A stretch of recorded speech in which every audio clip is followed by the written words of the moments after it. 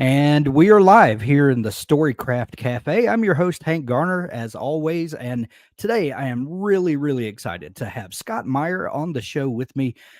If you have been in the indie publishing or hybrid publishing space for any number of years, you have heard of Scott. You have at least heard of his Magic 2.0 series, which has been a wonderful calling card for your writing, I'm sure.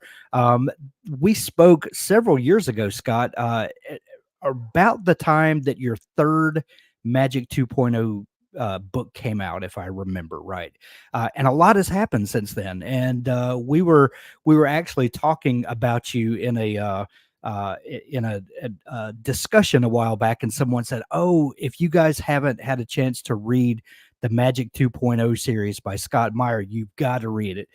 And I said, I think I have Scott's email. Let's see if we can't get him to come on and have a chat again. So anyway, thank you so much for being so gracious. We originally had this scheduled for last week, and due to some family stuff, we had to reschedule.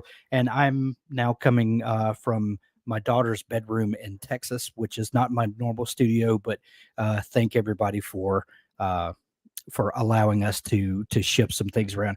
I said all that to say welcome to the show, Scott. We're so glad to have you today. Thank you for having me. And again, I mean, if the worst thing that happens to me this month is that I have to shift having a pleasant conversation by 3 days, I can't really complain. Well, thank you so much for that. Like I said, Scott, we talked several years ago, a number of books ago for you, and you've had a kind of a lot of things have shifted around, upended in your life. You now no longer live in Florida. I think you were at the time, the last time we talked. What's going on with you these days? Well, I was in Florida when we last talked. In fact, I had up until very recently then been working at Walt Disney World, and had only Okay. really gone full time like within a year or two, and before we talked, and then gone full time as a writer, I should say.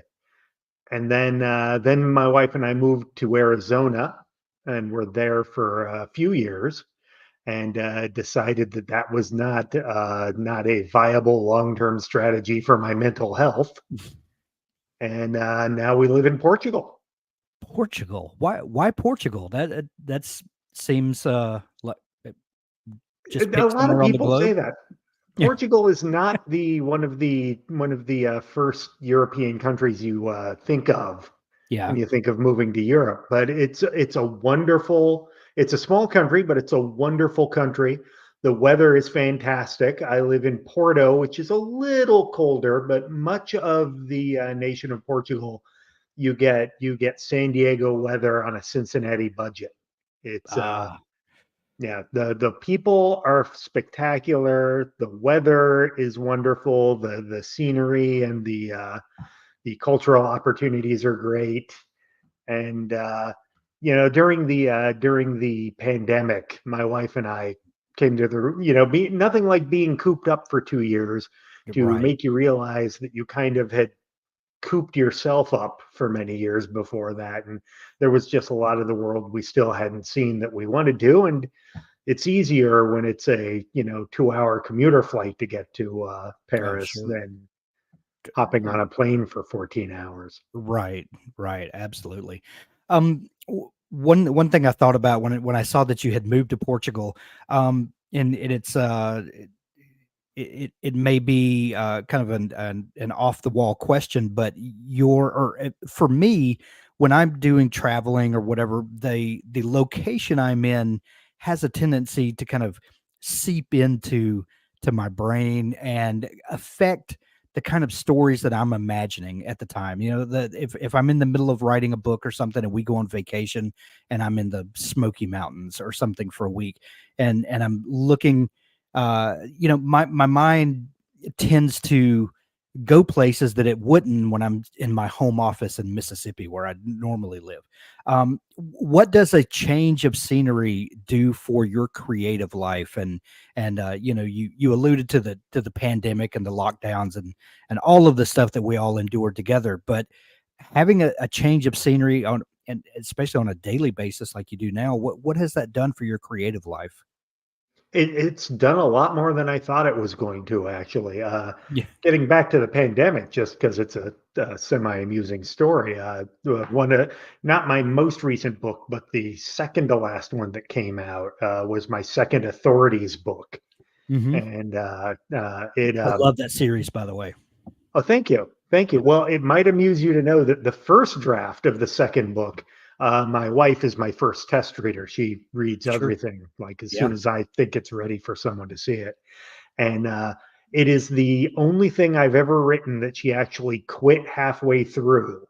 And she quit crying and told me it was just far too negative and unpleasant to ever see the light of day Oh because my so much goodness. going on with the pandemic and the overall situation had seeped into my subconscious, and I was sort of taking it out on the keyboard, if that makes any sense. Whi- which So is I which is totally out of character for the types of books that you write, because we come to a Scott she Meyer thought book. so too. Yeah. Yeah, but, because you had this brilliant way of weaving levity into standard science fiction or fantasy fare that is, it's very Terry Pratchett-esque, if you Oh, will, So anyway, that is a high compliment. I hope I can live up to that someday. absolutely. Yeah. That's one of the first um connections that I make when I'm telling someone about your work. I'm like, think of Terry Pratchett, but in these terms. And so anyway, Well, thank you. yeah, Thank you. absolutely. So Um, yeah. go no, carry on. I Oh, interrupted you. I'm sorry. no, no, not a problem. You interrupted me to compliment me. I'm never gonna never gonna complain about that. Interrupt for that anytime you like. Um, I was just gonna say more to the actual question you asked instead of the one I just wanted to answer. The My current change, because it was just the when I decide what I'm going to write next, I basically just go with whatever the best, most developed idea I have at the time to move on to is. And as fate would have it, what I'm currently working on does have a fantasy aspect to it, and I figured being in a place where there's actual medieval architecture still around me would affect that. It wasn't until I was halfway through the first draft that I realized I had three characters who didn't speak the language of the country they were in. And and it's like, oh, I guess that's autobiographical. Of course, I Right. had to get rid of change two of the characters because having three different characters who are constantly saying, "How do you say? What's the word?"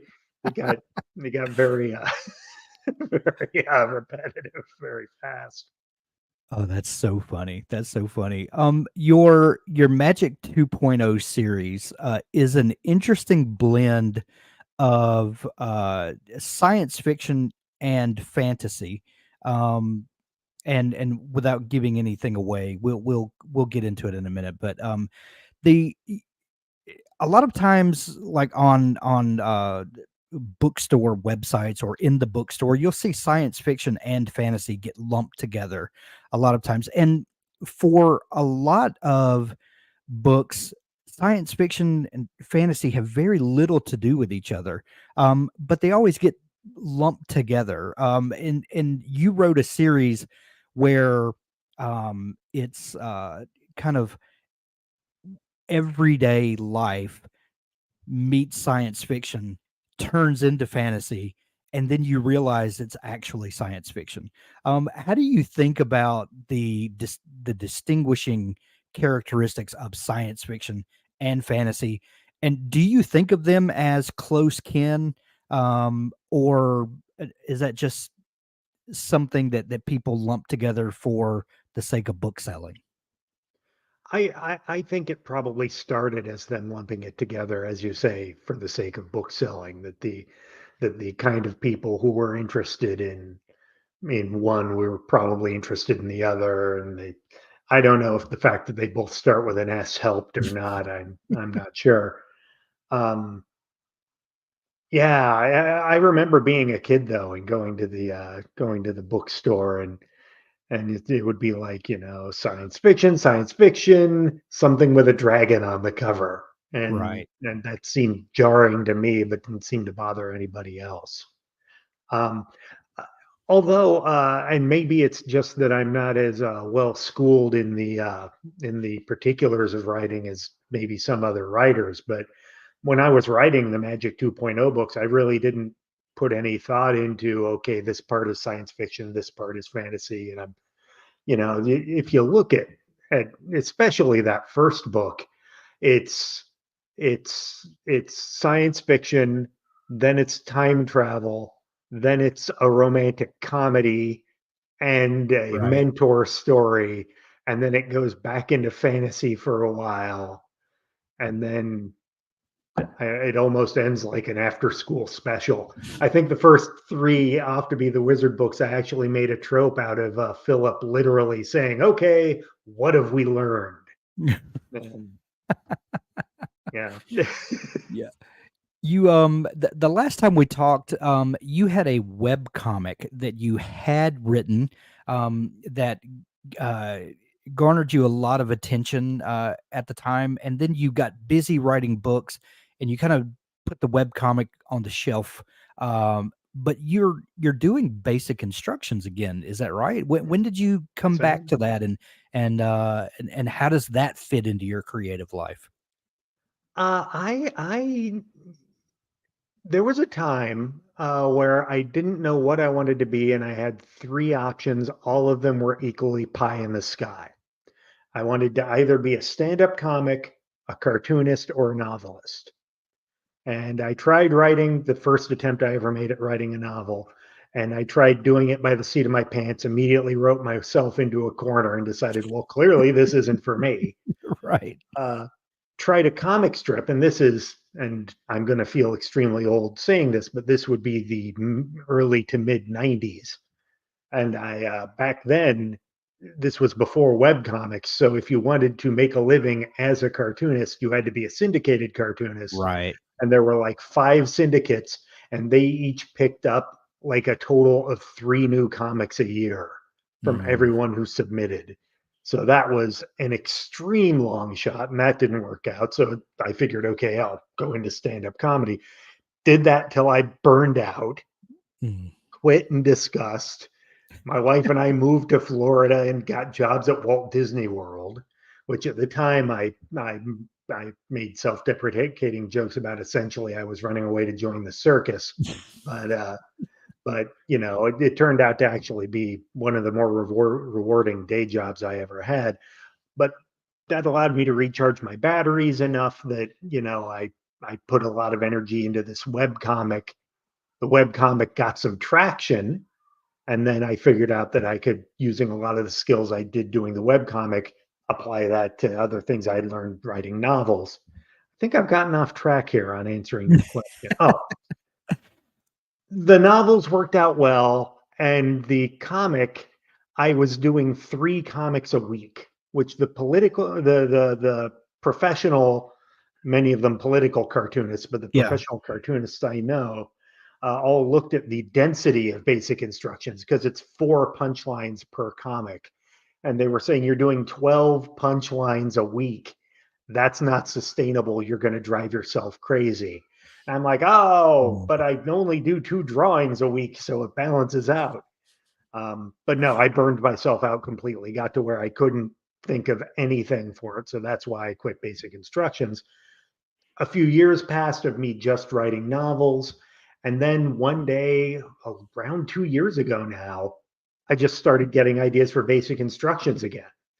And so I produced them. But one of the best ideas I had was one a week from now on. So so at one a week, I pretty much have been able to keep up with the schedule. There have been a couple weeks that it's been like pulling teeth, It but it basically just that I had recharged enough and figured out a more sustainable schedule. And also, I write a first draft, and then it's all of a novel, and then it's all revising and Right. editing.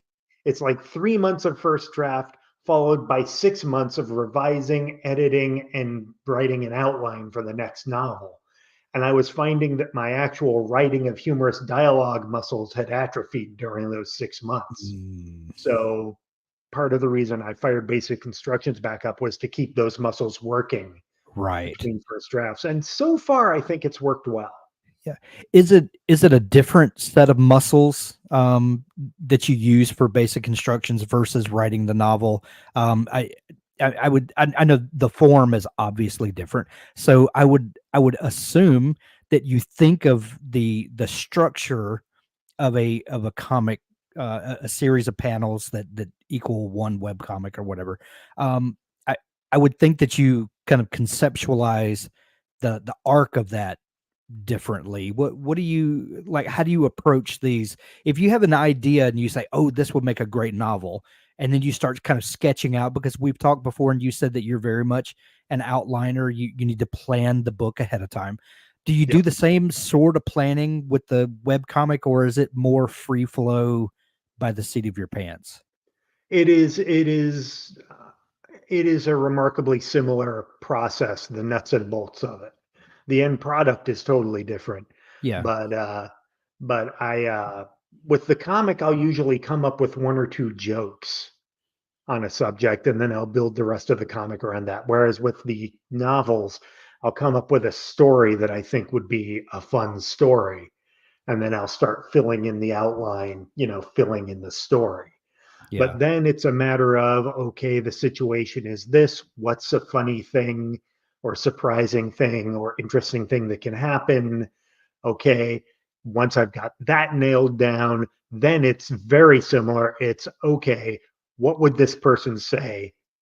And how could they say it that it would be amusing? How would this person respond? And how can they respond that would be amusing? And hopefully have it be naturalistic. But yeah. I'm not going to claim that my dialogue is the most natural dialogue you've ever read. Do do you find that the comic strip feeds your novel writing, or the other way around, that maybe you're working on a section in a novel and you're like, "Oh, this is a great joke. I should pull this out for to use in a comic strip." Do you ever have times like that? I have had lines of dialogue occur to me in one that I thought, oh, I wish I could use that in another. And part of me, a little voice in my head kind of says, "What, you're worried about stealing from yourself? I Right, don't think you'll mind." right. But the last thing on Definitely. earth I want is for someone to read one of my novels and say, "Hey, all this is this comic strip repurposed." So I Right. I haven't crossed that bridge yet. Yeah, yeah. So your yeah, let's go back to your Magic 2.0 series for just a second. You Mhm. wrote that first trilogy that from the last time that we talked. You then subsequently published 3 more books in that series, and a couple of other series at, at at the same time, and a couple of standalones, if I'm not mistaken. Um, is the Magic 2.0 series finished? No, actually, well, it depends on what you mean. Okay. I can be a very irritating person to talk to because my answer to half of the questions are, it depends on what you mean. Uh, but uh, but no, there will be more Magic 2.0 books, but I'm feeling like the mainline Philip, Martin, Gwen, and their kids story Yeah. is pretty much a nice self-contained story now. And I don't see, throwing their lives back into chaos when I've got 8 million other characters I invented over time.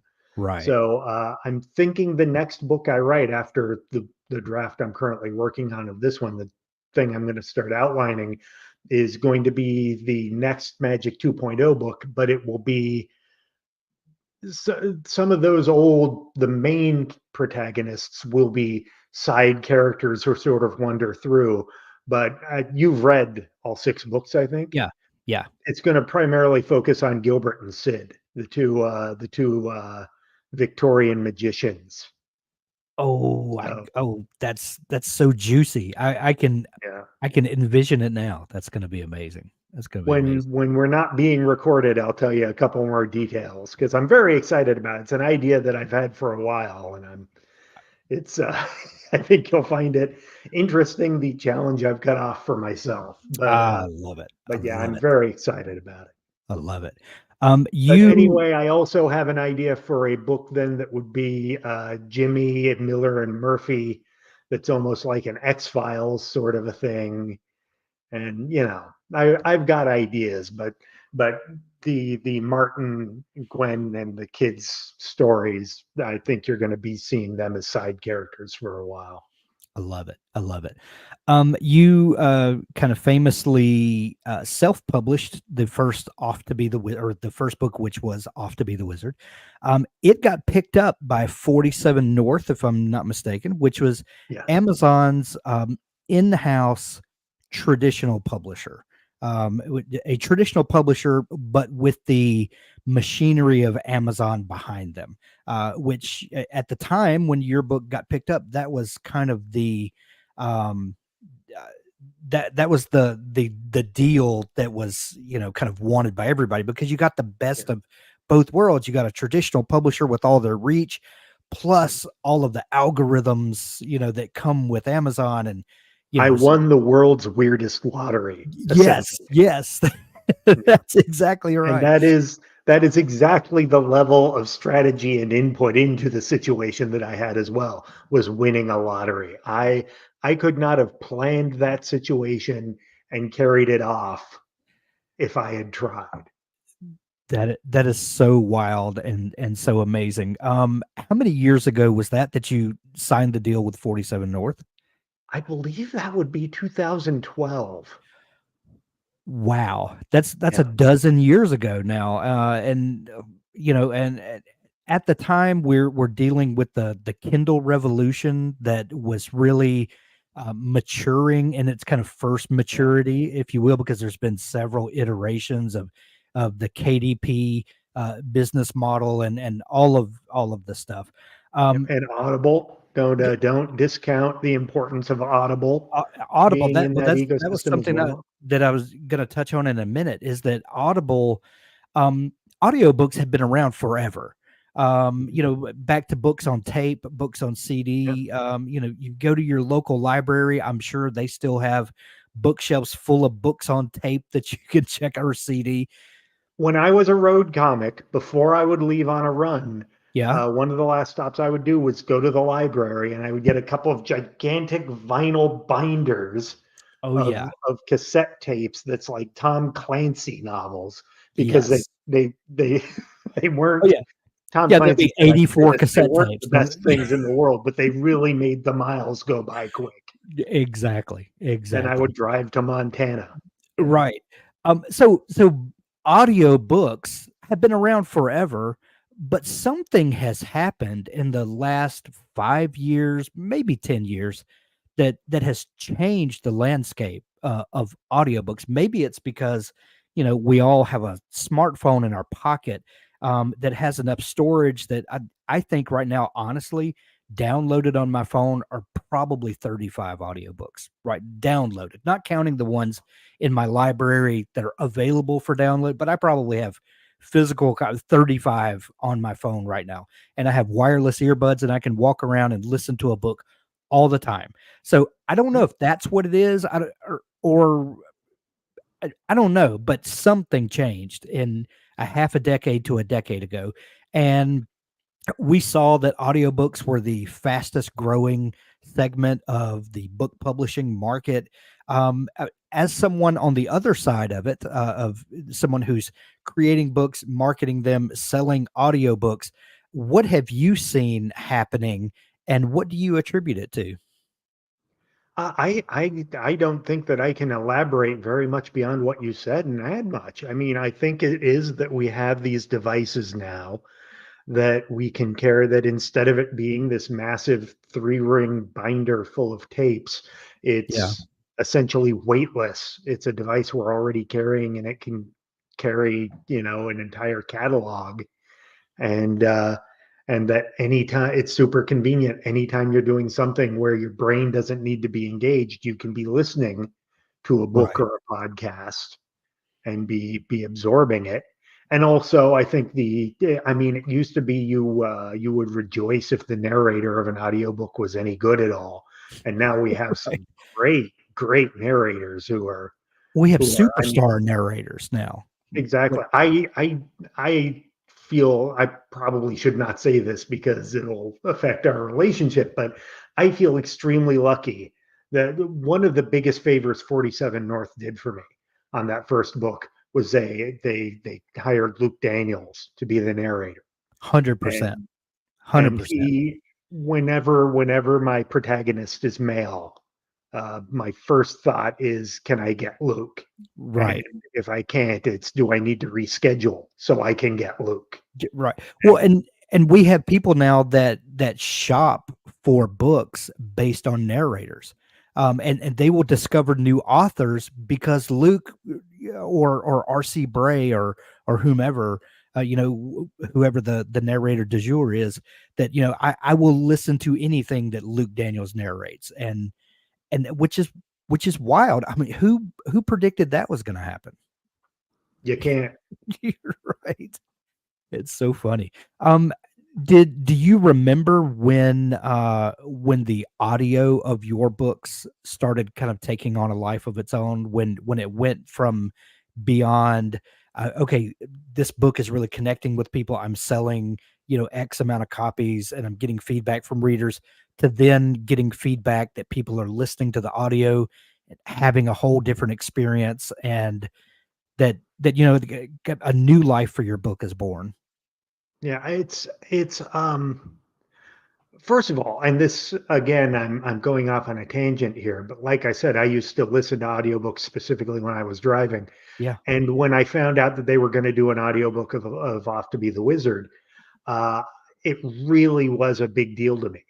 because I knew how important audiobooks had been to keeping me sane while I was driving. I knew that long haul truckers specifically were a big user of audiobooks. And I did have the thought, if my work can make some person's incredibly tedious job a little bit better, I will have done something, even though, even if I never make a dime at this, that will have been something that I can be proud of. And the fact that now I hear often that people are listening to my work while driving. And some people listen to my work while they've got their kids in the car, like when they're driving their kids to school, which I do not set out to write kid friendly material. I just also don't throw in a lot of gratuitous profanity and Right. sexual content because, Yeah. you know, it really wouldn't be appropriate, Yeah. for my work. I mean, the wizard books are about time traveling computer hackers. It's there's not a lot of romance, you know, Yeah. you know. Well, Um, but yeah, the thing about publishing in general is, from the author's point of view, is it's still kind of a black box. You yeah. still don't get as much information as you'd really like, even in this day and age, when you're working with a publisher. And 47 North is great. I will happily work with them anytime that it works out. But you don't always get the figures as quickly as you might want, and there's a delay. And I do remember at one point, uh, at that time, you would get figures from 47 North every month, but they would be a few months behind. And that's nothing they can help. I'm not saying that they're trying to keep the information from you. I'm just saying it's complex, Yeah. and the information from Audible comes quarterly. Mhm. And there was one time where the numbers came in from Audible, and I'm like, well, clearly I'm misreading this. Clearly I can't be reading these numbers right, because this looks like I'm really in the audiobook business, not the D Kindle book business. And then I actually contacted my rep at 47 North, and I'm like, I think I've read this wrong. And they're like, no, you've read that right. It's like, oh, I Oh. really need to keep Luke happy. Right. I need to write brilliant words for Luke to say. That's right. Like, what can I actually have asked him, are there any accents you really like doing? And he said no. And then I proceeded to write three characters with different Scottish accents that turned out to be very difficult to execute. I love it. I love it. Um, one thing that I hate to ask writers, and I hate hearing interviews where people ask writers like, "Where do your ideas come from?" Like what, like the most trite question that you could ask a writer, because we all know that ideas are everywhere, and it's just um, but there is something about the ideas that float a little higher than the others that just seem to be ripe for picking sometimes. Yeah. And one thing that I love about um, your writing, all of your writing, is that you have this unique way of taking a subject and mashing it up with a completely different subject, and then finding unique ways to look into that world. For instance, um, time traveling hackers that find themselves in a way, in a sort of a Connecticut Yankee in King Arthur's court type situation. Now, what happens? Or maybe Downton Abbey meets Dune, uh, because who hasn't thought of that before? You know, um, how do you think about disparate things? And is it a fun game that you play with yourself? How could I mash up Dune and Downton Abbey? What would that look like? Like what are some of the what if games that you play with yourself in your mind that then hatch some of these wild topics that then we just fall headlong into this world? Well, specifically with Master of Formalities, which is the Yeah. Downton Abbey meets Dune that you're Yeah. referring to, um, I'm going to assume, you being, in the same rough age bracket as me, that you may have seen the David Lynch version of Dune. Yes. Yes. With Sting, of course, as he should be. Exactly, Yeah. exactly. With Sting and actually Virginia Madsen, who played Princess Irulan in that, gave a interview recently where she said that her main memory is of her having very quickly developed a raging crush on Patrick Stewart. And I'm like, really? At your age, with Sting standing right there, Right. Sting and Kyle MacLachlan, and you're like, Patrick Stewart. Right. But but there's a scene in the David Lynch Dune where the Baron has killed Paul's father and Yeah. is gloating and is flying around a giant steam vent laughing. And then you see that one of his servants has a remote control and is flying his boss, or his angry, murderous boss, around like a drone and is looking really nervous. And I just thought, what's that guy's day at work like? Right. And that Right. was where Master of Formalities came from. That was the original thought. But often it's thinking about, something that sometimes it'll be a genre I really like The Authorities. I really enjoy a bad action movie. Yeah. Like, the Yeah. dumber the action movie, the more I'll enjoy it sometimes. And the idea, I forget what exactly made me think about what if David Hyde Pierce had been the lead of an action movie. But that's sort of where The Authorities came from, was the idea of taking, sometimes I'll take the least appropriate possible person and put them in a situation where nobody wants that person. And that'll be fun. That's one thing I do. It's not anything that I actively, it's not a program that I run through, that I Sure. apply consciously. It's just sort of my brain does these things. Yeah. Conan O'Brien once said that his father once told him, "Son, you're making a living off of something that should probably be treated." And and I related to that statement. Yeah. Well, I've known several stand-up comics who. My condolences. Yeah, right, right. But they this one in particular told me one time that um that a stand-up comic's job is to look at the same thing that the rest of us look at, but to see the things that the rest of us either don't want to look at or think because of polite society we shouldn't look at, or whatever. But it's we're living in the same world. I'm just looking at things a little differently. Is it that sort of process? And I know that you were a stand-up comic, a traveling comic for a while. Do you attribute some of the way that you look at things and the story concepts that you're able to come up with because you are willing to go outside the bounds of what is typically agreed upon in society? I think that was good training. I think it was good training to get my brain used to running along those neural pathways. Yeah. Um, but Yeah, yeah, it's an interesting thing because when I was a comic, I mainly wrote observational humor, and the goal, one of two things make a person laugh: the last thing they expect and the exact thing they expect. Mm, And if you can create a situation that is just different and novel enough that it gets their attention, but then the things that they expect to happen, but in a way they didn't expect, and you can chain enough of that together, right. then you start to have something as far as a longer story goes. So I think it was good training, but some of the best people who have ever written humor, humorous fiction, were not stand-up comedians. I mean, P.G. Woodhouse wrote radio material Right. and newspaper articles, and no one's ever going to be better than him. But Sure. uh, but I do think it helped. Yeah.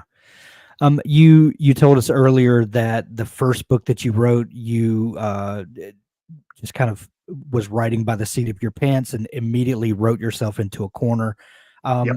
What was that process like for you figuring out that you needed to plan what you were going to write the next time? Because a lot of us, when we get into writing, especially if we don't have formal writing training, like I don't have an MFA, and I know you don't either, and very No, few far professional from it.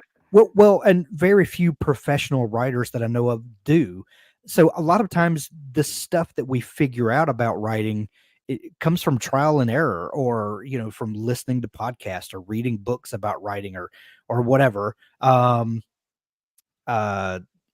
what was that process like for you discovering that this was what you needed to do to figure out the writing process and what Yeah, worked for you? my two favorite authors were, and still are, though it's sadly at this point it's kind of a cliche to say it for for a guy my age. But my two favorite authors are Douglas Adams and Hunter S. Thompson. And if you read anything about their processes, both of them would just sit down with a rough idea and would just bang it out. Right. And for Douglas Adams, that process looked a lot like staring morosely at a Macintosh computer with a guitar in his lap and Right. just sort of strumming and staring and hating life. Uh, he seems to have been a very pleasant and very joyful Yeah. person. Right. He was also very open about the fact that he never set out to be a novelist and did not enjoy the process, is what I mean by him hating life. Yeah. Hunter S. Thompson, on the other hand, would just juice his brain up with drugs and would just beat the hell out of the keys Right. until he got something. So Yeah. I thought that was what writing was without the drugs and without Right. the guitar. So so the first two attempts I made at writing novels Well, was you also me have to really, factor shooting at random people in there, yes, somewhere for Hunter Thompson. So that's right. yeah. That's Yeah. right. Exactly. Um, Go out, shoot an old typewriter, and tell me that's Right. not symbolic, and come back in and Right. write another 100 words. Yeah. Um, but but I but yeah, I just sat down. The first time actually was with a typewriter, and you know, came up with the idea that I thought would work, and started in. And I thought that I started strong, And then I got to a point right around the end of the first act. I now know that it was right around the end of the first act. Back then, it was just, this is what's happening here. And I realized that I didn't know nearly enough about corporate governance and corporate espionage to know how the main characters would have to get out of the situation they were in. And this was before the internet was really the internet. So the idea of researching that without, going to community college and getting an associate's degree in business didn't seem viable. And I just Yeah. couldn't think of a way out of it. So I stopped, went away, came up with a different idea about a decade later, tried that. And I did actually struggle through a first draft on that one. But in retrospect, that first draft was about 40,000 words long. So it was a novella at best. And I think I'm still not entirely sure where those lines are. I just usually shoot for a certain length and then go long and have to cut huge swaths. Yeah. Um, but I got a first draft done and I read it and wasn't happy with it. And my wife read it and she agreed with me that I had good reason to not be happy with it. And they say that your first completed work is always about high school. And Mm. that I can see that now, and seeing that I was in my 30s, that was not a good look. So so no one will. I in fact don't have a copy of that anymore. I destroyed that, and for fear of for fear of someone finding it someday. But then I read, I forget what I read, but I read something where someone talked about how they always write a detailed outline and they treat it like a roadmap and it keeps them on track. And I tried that, and the book that I tried that on was Off to Be the Wizard. And I've never gone back. Wow. Do you I've talked to several people who are outliners that they take the roadmap metaphor and I too like that metaphor. I like to think I know where I'm going. I like to know several stops along the way, but then also give myself the freedom to pick out some scenery along the way and explore, so kind of get Yep. the best of both worlds. But some people will use that metaphor but not know their ultimate destination, not know the final twist or what the final resolution to the book is going to be like. How do you feel about the unknowns in between the points on the map? Do you like to have everything mapped out before you start drafting? Do you leave yourself a little leeway in there? How do you think about the rigidity of your outline and how you flow in and out of it? The way I like to think of it is, again, with the roadmap analogy.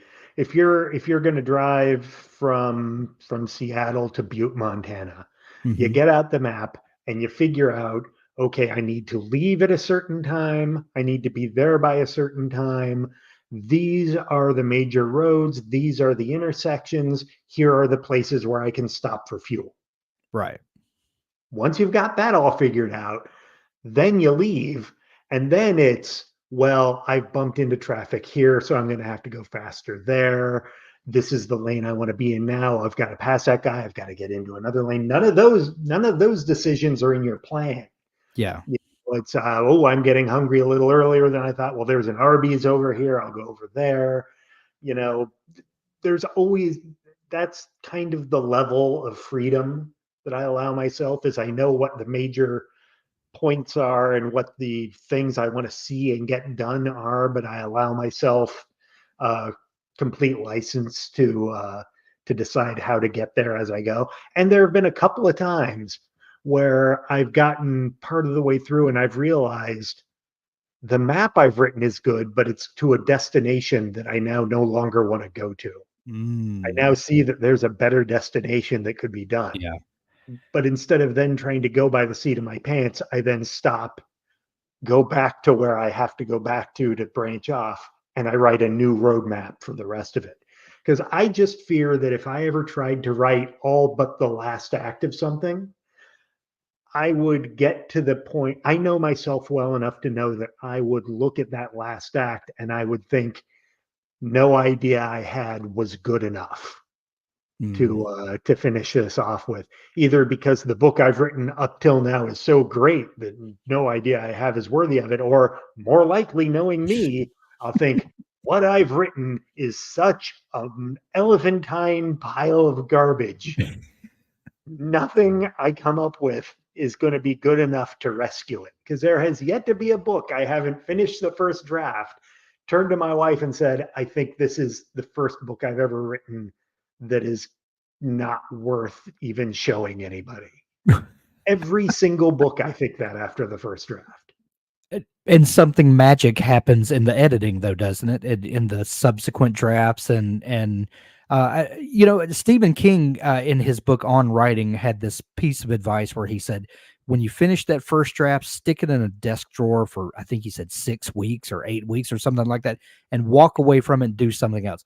I don't know too many people that actually have the ability to not look at a work in progress for 6 weeks and just go do something else. But I understand, the value in that piece of advice. Um, is it that way for you? Does having a little step back from it, time away, does that help you see it more clearly? Very much so. And I do about 6 weeks. Wow. I hand it to my wife to read, and she reads it and she comes up with notes, but often it will be a while even after she's gotten her notes back to me before I will read it, because it's the time away from it that then when I read it, usually I'm pleasantly surprised, not because I think I'm some kind of genius, but because in my head it's become such a disaster. Yeah. When I Yeah. read, I'm pleasantly surprised that it actually makes sense. Yeah. Yeah. I think Yeah, that is true in most cases. The dread, the existential dread, not yeah, quite that bad when you come back to it. There's obviously things that need to be fixed, but it's usually not just devastating. Like, yeah. like the last day of typing that first draft, this is trash. It'll Mhm. never amount to anything. It's usually not quite that bad. Do you agree with me? I think part of the problem is that because we're the ones writing it, there's no surprise, there's very little surprise in it for us Yeah. because we're thinking of the things. Right. It's nothing really shocks us. And B, we experience it. We experience the first draft at like 1/100th speed Right. of what someone reading it experiences at. So I'll write, I want, because I write primarily humor, I want there to be a certain density to the humor. I want there to be, jokes at a certain interval so that Yeah. you sort of go from one to the other. And in my head, it'll be like there's a joke and then 3 hours of reading and then another joke, then 3 hours of reading. Then I read it and it's two sentences between them. Right. And, but it's, oh yeah, it took me 3 hours to think of those two sentences between them. And I wish that was an exaggeration. But yeah, does that make sense? Would you Yeah, agree yeah, with that? yeah, absolutely. That there is something to be said for not reading it in first person present. If you can use that sort of analogy, that when you're writing, you're it's happening now, and then when you get some time away from it, you almost do pick up on some of the surprise. You can there are some the twists and turns that just don't seem so imminent to you, and Yep. yeah, that there's some emotional reaction to it that you just don't get when you're in the middle of drafting it. I agree with that. Yep. And that we'll never get because we remember Right. unless you're like Stephen King and you completely forget having ever written Cujo. It's, Well, there are reasons where that yeah. happened probably, Yeah. but, Well, that's also, that's another conversation.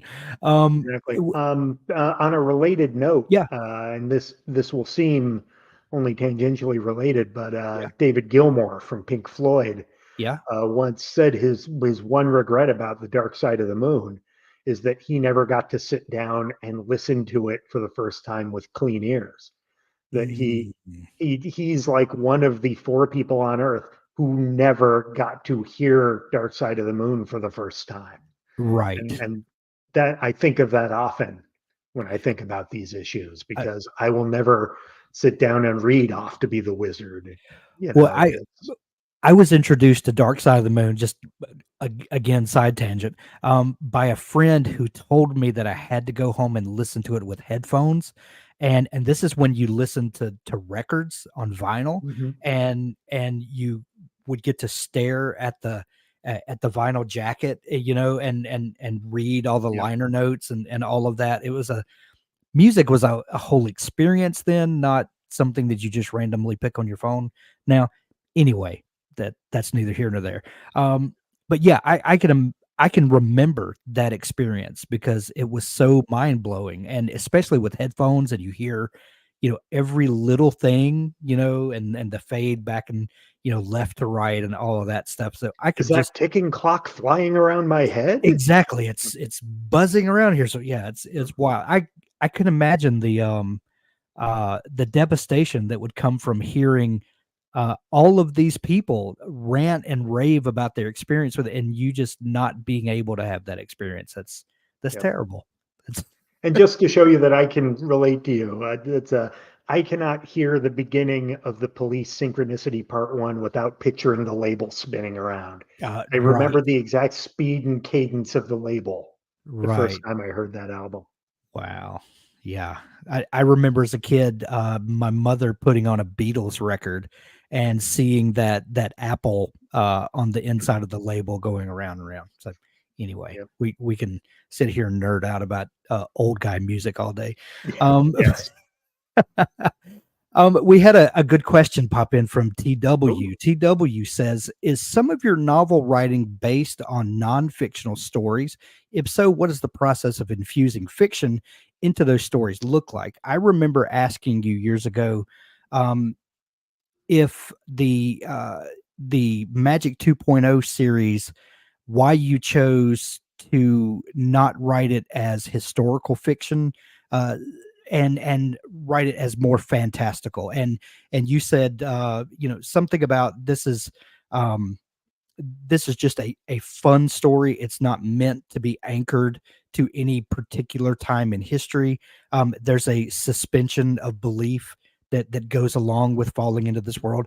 And I believe you said, I even have glass windows in the story 200 years before glass windows were invented or something. That was Something like so that. and I believe what TW is asking is, do you infuse like real life historical events and into that? And is that something that's important to you? Have you ever done it? Do you ever think about you know anchoring things, or is are you fine to just be fantastical? I'm fine to be fantastical, especially with my books about time traveling computer hacker wizards. I felt like if I tried to get too realistic with it, it would be it would if I tried to make it too accurate a piece of historical fiction, it would take a lot of work. Which, if you Yeah. know me, you know that that's just not going to happen. But but B, also, uh, if it gets too realistic, then people start wondering, okay, well, why wouldn't I have heard about these events having happened? Why didn't he go the extra mile and make it things that, I don't know, maybe that was a blind alley to go down. My worry was I mean, to this day, I get people writing me asking how do their cell phones get connectivity in medieval times. And I have to, and to point out, well, I explained that on this page with this Right. paragraph, and my explanation, isn't, I wouldn't want Neil deGrasse Tyson to go over it with a fine tooth comb or anything, No, he but can be a for this, killjoy, that's for sure. Yeah. well, it's kind of, I mean, he comes from a place of intellectual rigor. Yeah. I mean, I could get Terrence Howard to go over it if you want a totally different. Right. Actually, that would be a great idea. If I were a writer for Saturday Night Live, I'd have Terrence Howard fact checking science in people's movies. That would But be hilarious. yeah, Yeah.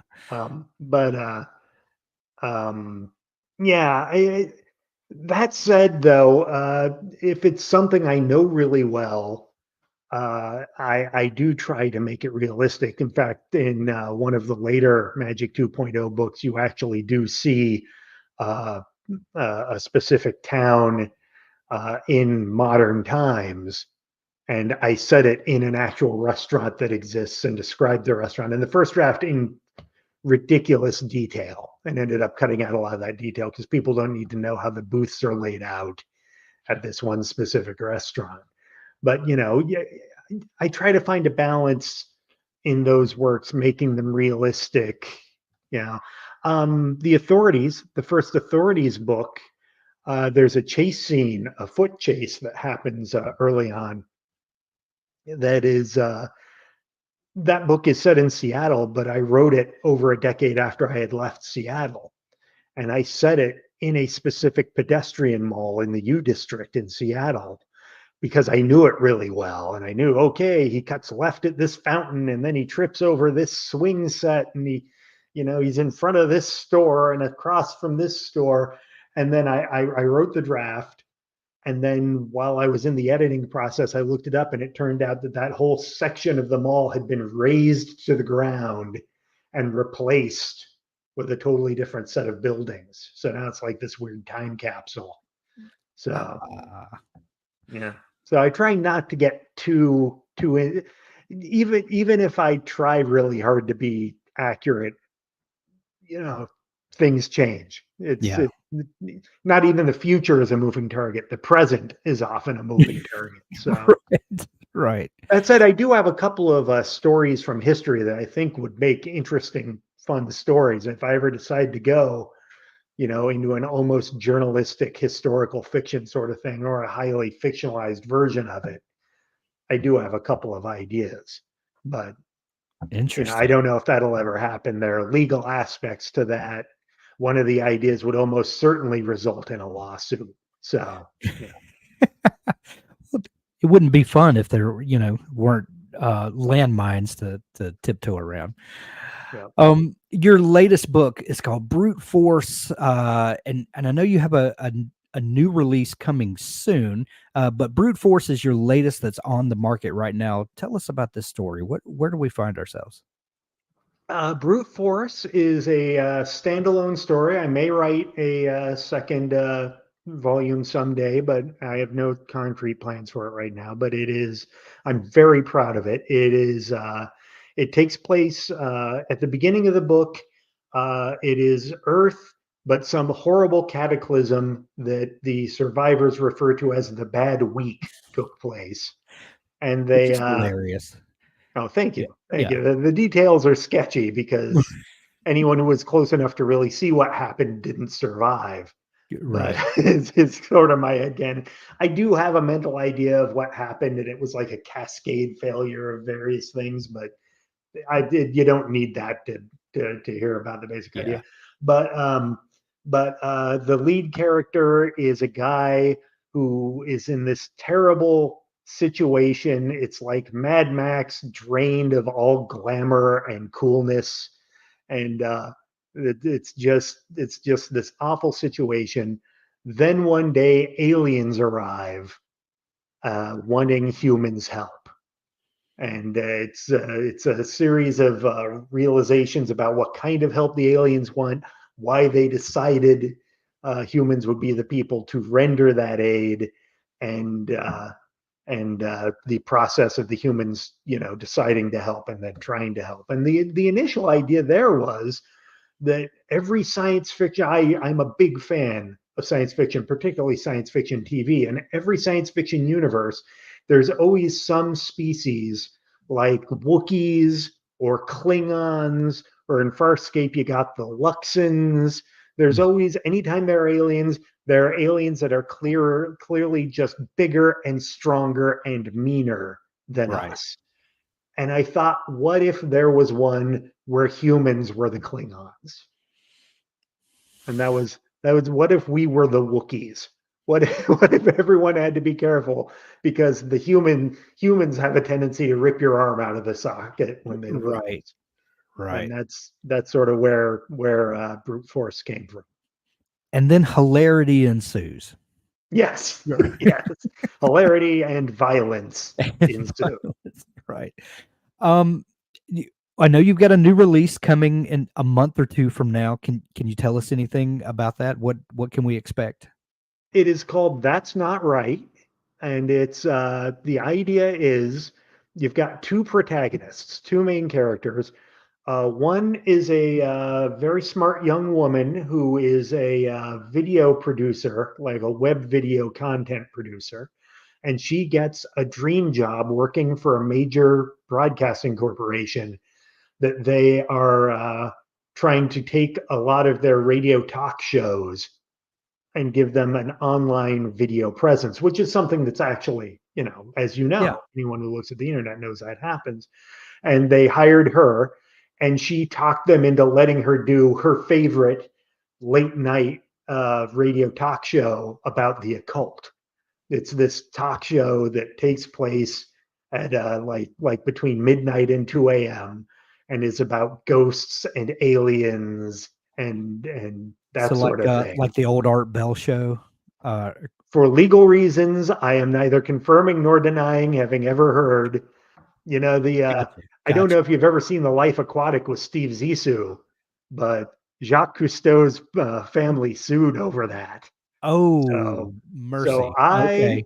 while Noted, I may, while I have reason noted. to believe that Art Bell had a very good show Yeah. that someone who drove long distances may well have listened to on several occasions, Right, right. legal reasons, this is completely distinct. And my character is very different from Art Yeah, Bell.